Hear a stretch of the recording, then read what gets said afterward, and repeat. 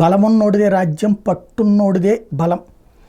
ఇది ఎందుకు చెప్పాల్సి వస్తుందంటే, అల్ జజీరా ఛానల్ వాస్తవంగా ఏదైతే ముస్లిం దేశాల్లోనే ఉంది.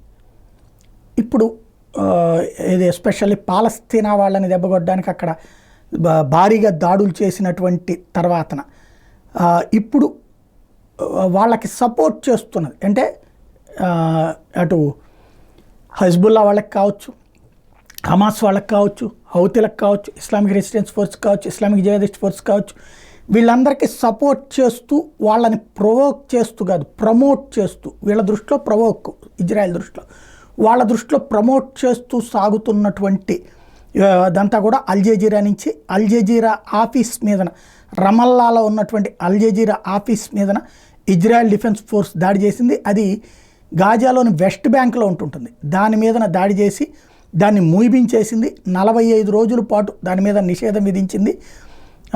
భారీ ఎత్తున ఆయుధాలతో వెళ్ళినటువంటి సైన్యం వెళ్ళటము అదంతా కూడా వీడియో రిలీజ్ చేసినటువంటి అల్ జజీరా వేరే చోట నుంచి తమ యాక్టివిటీస్ అయితే నడిపి చూపెడుతోంది.